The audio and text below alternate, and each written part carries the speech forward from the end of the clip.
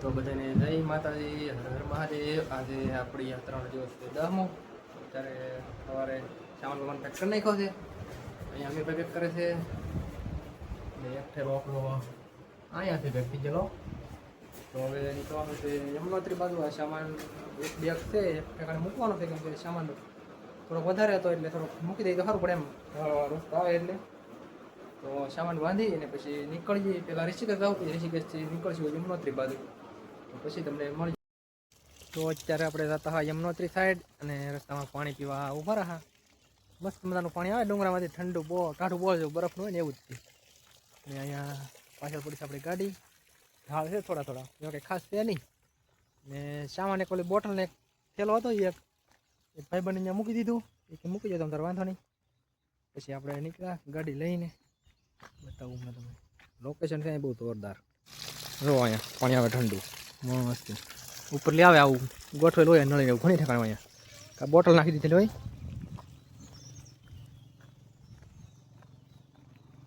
ને આ બાજુ છે ઋષિકેશ સિટી. બહુ દેખાતું તો નહીં હોય. તો નીકળીએ પાછા, કેમ કે પોરા ખાતા ખાતા હાલવું પડે. અહીં પડી છે આપણી ગાડી. મળી આગળ દિન.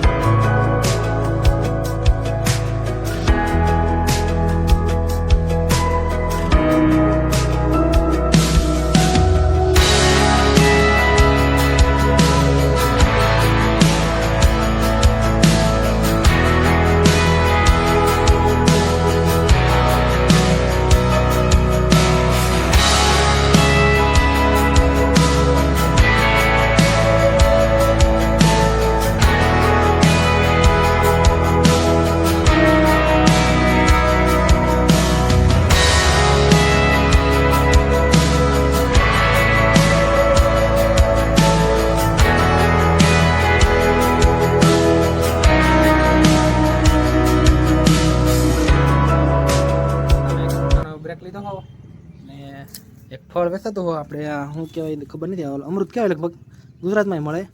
અહીંયા એક છોકરો વેચતો, હા મેં દેખાતો થોડો થોડો દેખાય છે. પસાના કિલો 1.5 કિલો ઉપર ખાય છે. ટેસ્ટ પણ બહુ મસ્ત છે.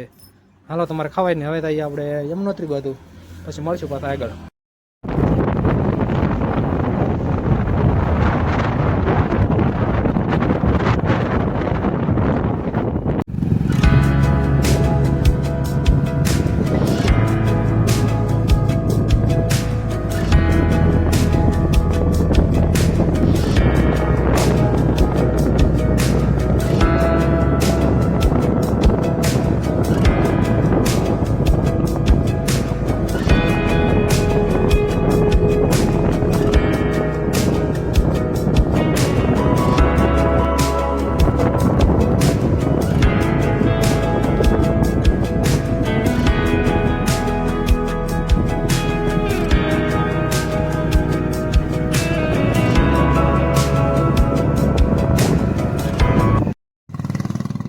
રસ્તામાં નાસ્તો કરવા ભરા થઈ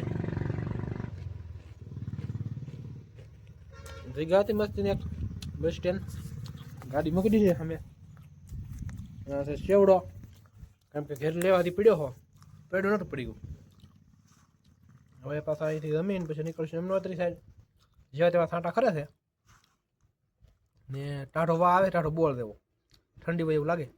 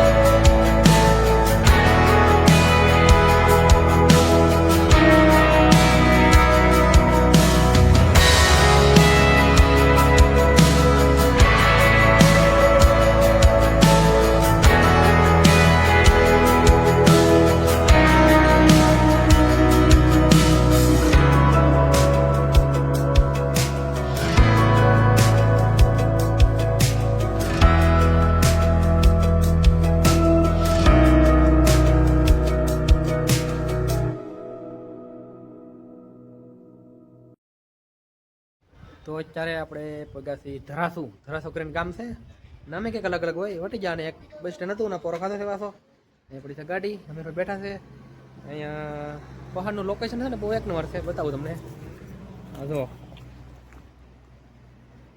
આ નીચે જાય ને એ છે ભાગીરથી પહાડ જો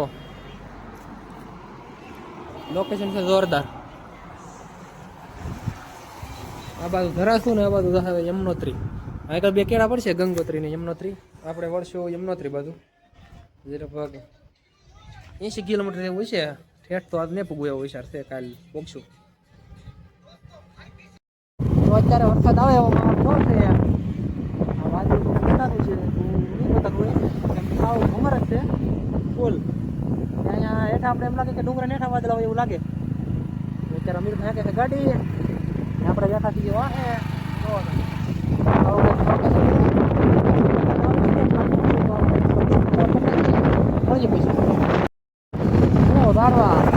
દેવદાર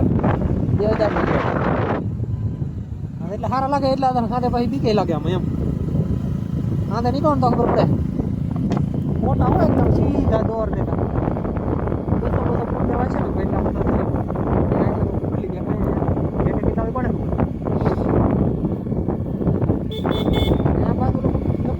એવું લાગે છે તાલપત્રા ઠાકેલા છે મધે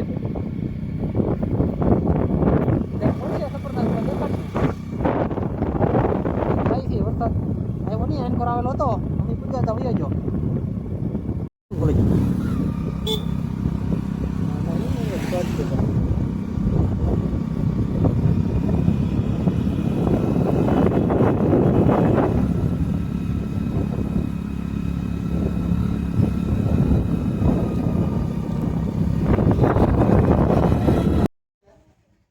અત્યારે હાથ વગવા કરે છે અને આપણે રેડી ટોપનો ઢાળ ચડતા હતા વચમાં વરસાદ આવ્યો ઓશિતાનો એટલે પલ્લી ગયા ને થોડુંક એટલે ટાયર પણ બહુ આવી રેડી ટોપ ઢાળ પણ બહુ મોટો છે રેડી ટોપ એવું નામ છે તમે જોઈ લેજો મેપમાં સર્ચ મારીને તો શેરા કરીને ગામ હતું ત્યાં આપણે રૂમ રાખી લીધી છે કેમ કે લાઇટ બહુ વાણી હાવ સથરતા હોય એટલી લાઇટ વાણી તો અત્યારે લાઇટ નથી આ ટાઈપની કંઈક રૂમ છે હવે જમવા જવાનું છે બાજુ એક ઠેકાણે જમીન પછી પાછા મળશું ઠંડીને આપણે કે બહુ છે તમે લોકો આવો ને તો ગરમ કપડાં લેતા આવો કેમ કે ઠંડી જેટલી છે ગરમ કપડાં તો છે જ કોટ અમારી પાસે રેનકોટ મારી પાસે હતા રેનકોટ કંઈ કાઢ્યા નહોતા રેનકોટ કાઢી તો સામાન પડી જાય બધું અહીંયા એટલામાં કંઈ હોટલ કે એવું કંઈ હતું નહીં 15-20 કિલોમીટર જેવો હતો એ ઢાળ પછી અત્યારે હોટલ રાખી લીધી છે મળી જાય પછી તો અત્યારે આપણે હાલીને જઈએ છીએ જમવા અહીંયા પાછળ આપણે સાવ પીવા ઉભા ટાઈટ વાળી હતી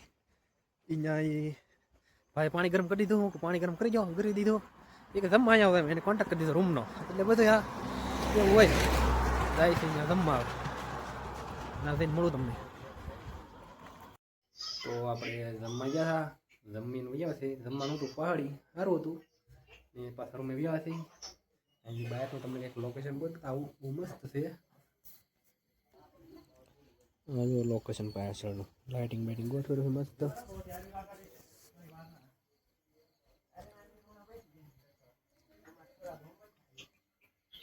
મળશું પાછા કાલે નવા વિડીયોમાં ત્યાં સુધી બધાને હર હર મહાદેવ જય માતાજી.